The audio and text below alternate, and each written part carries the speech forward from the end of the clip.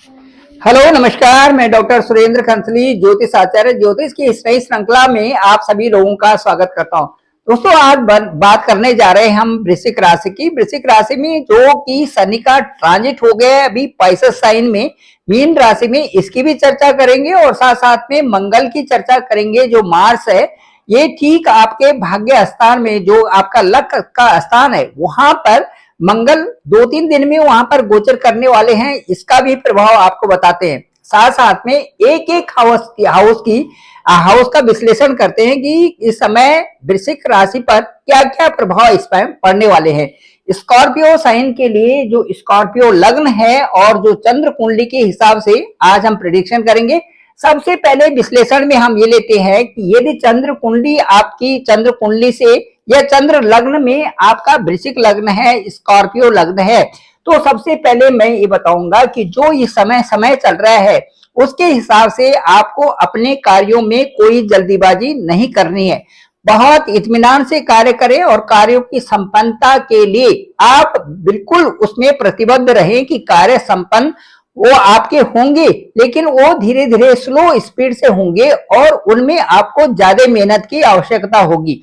इसका जो मुख्य रीजन है वो ये है कि इस समय ठीक ये देखिए, आपका जहां पे स्कीम्स है, जहां से आप कार्यों को करने जा रहे हैं, जो आपके कार्य की पद्धति है, मेथड्स है, वहां पर 5th हाउस में इस समय बहुत सारे ग्रह आ चुके हैं। और ठीक जो है कल अमावस्या से यहाँ पर गोचर हो गया, शनि का भी गोचर यहाँ पर हो गया। शनि और राहु एक साथ में ठीक 9वें स्थान में बने हुए हैं। ये वृश्चिक राशि के लिए सबसे बड़ा यहाँ पर पहलू होगा। जब भी राहु किसी भी प्लेनेट के साथ में आते हैं तो उसकी जो चाल है उसको भ्रमित जरूर करते हैं। चाहे राहु शनि के साथ में हो तो कई प्रकार से जो परिणाम होते हैं वो बहुत अच्छे परिणाम नहीं आते, लेकिन संकेत की दृष्टि से देखा जाए तो कहीं कहीं पर उनको ऊंचाइयों तक भी पहुंचा देती है। वो कैसे? राहु आपके ठीक जो है बृहस्पति के हाउस में है, 5th हाउस में है, वहीं पर सैटर्न है, मरकरी है, वीनस है। और ये जो आपको खुद को अच्छा सा एस्टेब्लिशमेंट करने का समय इस समय आपके लिए है। आपके लिए आपको अच्छे से यदि जुड़े रहेंगे तो आपको 14 अप्रैल के बाद बहुत अच्छी सफलता यहाँ पर मिलेगी, क्योंकि उसके बाद उच्च के जो यहाँ पर ठीक देखेंगे, यहाँ पर सूर्य की स्थिति है। सूर्य यहाँ पर जो 14th जो अप्रैल आएगा उसमें यहाँ पर मेष राशि में उच्च के सूर्य हो जाएंगे। उच्च के सूर्य होते ही यहाँ पर आपके कई सारी चीजों में बदलाव आएगा। आपकी कंपटीशन की धारा बदलेगी। आप अद्भुत तरीके से अपने एग्जाम्स के प्रिपरेशन भी करेंगे और एग्जाम्स में मुझे लगता है कि 14 अप्रैल के बाद कई सारे अच्छे परिणाम आने की वहां पर पूरी संभावनाएं बनती हैं। इसके साथ साथ में मैं ये कहूंगा कि क्योंकि सूर्य आपकी राशि से, आपकी जो चंद्र कुंडली है उसे चंद्र लग्न के लिया जाए तो उससे ठीक 6ठे राशि में, 6ठे हाउस में इस समय सूर्य का गोचर होगा।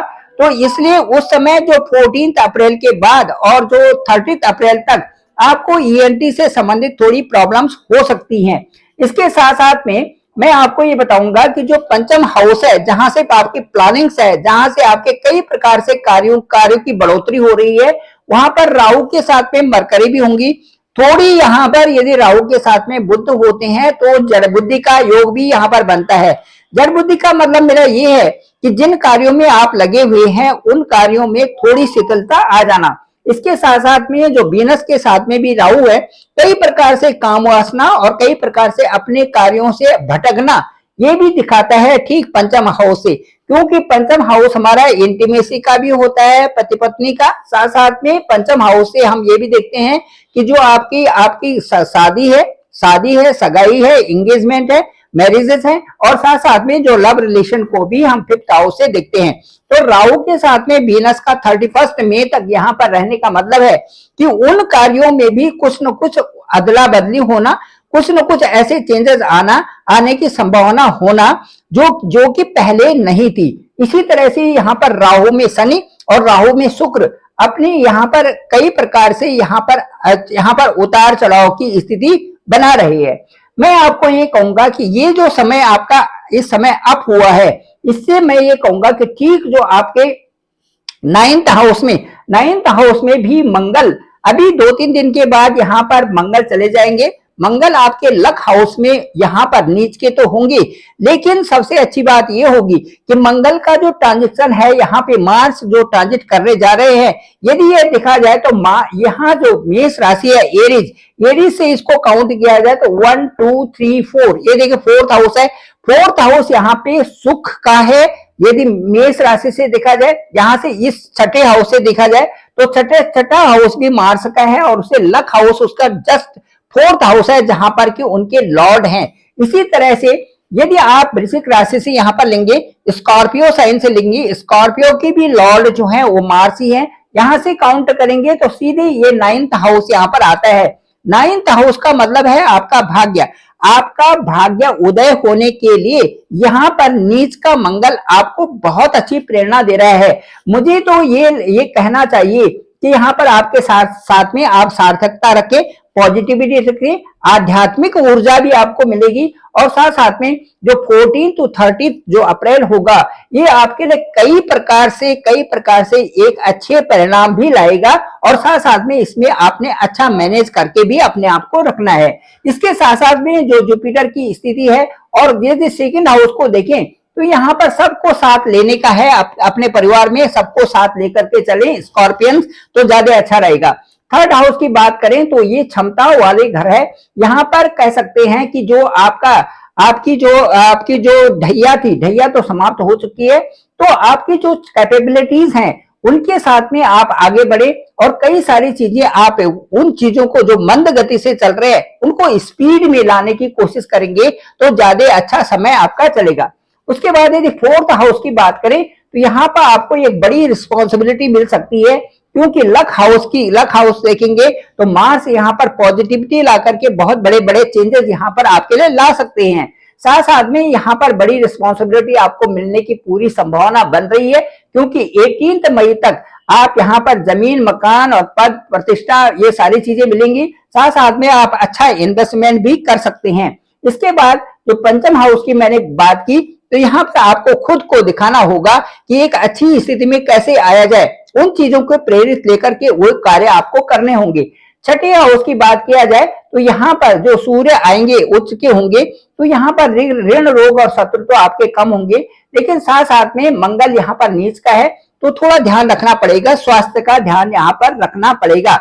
उसके बाद जुपिटर की स्थिति देखते हैं 7th हाउस में, बहुत अच्छी और बहुत अच्छी खूबसूरत यहाँ पर स्थिति है, क्योंकि जुपिटर 7th हाउस में 31 मई तक यहाँ पर रहेंगे। तो यहाँ पर व्यवसाय में पूरा आपका बदलाव भी आ सकता है और आगे बढ़ने की आपकी पूरी संभावना है। कोई दुविधा नहीं है, कोई दुविधा इसलिए नहीं है कि जो यहाँ पर जो बृहस्पति का गोचर है वो आपका केंद्र में है, केंद्र से आपके लग्न को भी देखता है और साथ में यहाँ से बृहस्पति की स्थिति देखें तो सीधे आपके इनकम हाउस, आपके जो है सीधे फर्स्ट हाउस लग्न को देखते हैं, असेंडेंट को देखते हैं और उसके बाद जो है सीधे आपकी थर्ड हाउस जो कि आपका पराक्रम का है उसको भी यहाँ से पॉजिटिविटी के साथ में बृहस्पति देख रहे हैं। तो मुझे ये लगता है कि यदि आप अष्टम भाव की तरफ चलें तो यहाँ पर भी आपको ये लगेगा कि यहाँ पर बुद्ध जो है आपके ठीक यहाँ पर लक्ष्मी नारायण योग भी बना रहे हैं और जिससे कि कई सारी चीजों से आप जुड़ रहे हैं। मुझे ऐसा लगता है कि आपके लिए अच्छा निर्देशन कुछ न कुछ होने जा रहे हैं, जो कि एक ऑल ऑफ सडन चेंजेस आएगा। उसके बाद 9th हाउस की बात करें तो ये सार्थकता का है, पॉजिटिविटी का है, आगे बढ़ने का है और थोड़े से यदि आप मेहनत करते हैं तो आप सही दिशा में बहुत ऊंचा पकड़ लेते हैं। यदि 10th हाउस की बात करते हैं तो 10th हाउस में जो 14 अप्रैल टू जो 30 मार्च है, ये यहाँ पर आपको नकारात्मक से हटना पड़ेगा, क्योंकि यहाँ पर जो सैटर्न अभी गोचर कर चुके हैं और जो प्रभाव है यहाँ पर दसम हाउस का जो प्रभाव रहेगा वो स्पष्ट तरीके से आपको दिखा रहा है कि पिता के साथ भी आपको अच्छा रहना है, बॉस के साथ भी अच्छा रखना है। जैसा आप चुनाव करोगे उसी तरह से आपके साथ में कार्य भी बढ़ेंगे और साथ में आपका जो स्तर है, जो आपका स्टेटस है वो भी आपको मिलेगा। इसके बाद हम 11th हाउस की तरफ चलते हैं। 11th हाउस में केतु हैं। केतु आकस्मिक धन लाभ आपको यहाँ पर देंगे, क्योंकि केतु एक डिफरेंट नेचर के हैं और उस यहाँ पर आपकी जो स्किल से संबंधित है वो भी डेवलपमेंट आपको यहाँ से दिखा रहे हैं। साथ में जो आपके यहाँ पर केतु होने से कुछ स्किन से संबंधित प्रॉब्लम्स भी दिखा रहे हैं और जो आपके भाई बहन है उनमें भी थोड़ा सा दिख रहा है। साथ साथ में ये लगा सकते हैं यहाँ से कि आपकी जर्नी भी यहाँ से आपकी यात्राएं भी हो सकती है। आप एक मेहनती भी हैं, धार्मिक भी हैं, यशस्वी भी हैं, और इसके साथ साथ में आपको कोई लापरवाही नहीं करनी है। इसके साथ साथ में आपका जो 12th हाउस है, 12th हाउस आपके खर्चों को दिखा रहा है, परंतु जो खर्चे हो रहे हैं वो अनुभव के आधार पर हो रहे हैं, वो परिवार में हो रहे हैं, तो ये सारी चीजें आपको मैनेजेबल है। तो इस तरह से ये जो कुंडली का एनालिसिस किया गया है, ये चंद्र कुंडली के हिसाब से स्कॉर्पियो का किया गया है। मुझे लगता है स्कॉर्पियंस के लिए जो 2025 है, 2026 और 2027 एक बहुत अद्भुत तरह से बदलाव ला रहे हैं, और ये जो स्कॉर्पियंस हैं इन 2-2.5 सालों में बहुत अच्छी उन्नति कर जाएंगे। थैंक यू वेरी मच, आप सभी का धन्यवाद, आप सभी का आभार। मैं डॉक्टर सुरेंद्र खंसली, इस चैनल को आप जरूर सब्सक्राइब करें। डिस्क्रिप्शन पे मेरा नंबर है 9868280191, आप डायरेक्ट कॉल कर सकते हैं, मैं आपका कॉल पिक करूंगा। आपके हॉरोस्कोप को देखेंगे कि आपका हॉरोस्कोप क्या कहता है, आपका असेंडेंट क्या है, कहां पर लग्नेश है, आपके भाग्येश कहां पर हैं, और साथ साथ में आपके जो पंचमेश हैं वो क्या बता रहे हैं, किस दिशा का निर्धारण आपके लिए हो रहा है। जिस समय जो सैटर्न का गोचर हुआ पैसा साइन में, उसका क्या इम्पैक्ट होने जा रहा है और क्या क्या उससे आपके ऊपर प्रभाव पड़ेंगे। थैंक यू वेरी मच, आप सभी लोगों का धन्यवाद, आप सभी लोगों का आभार।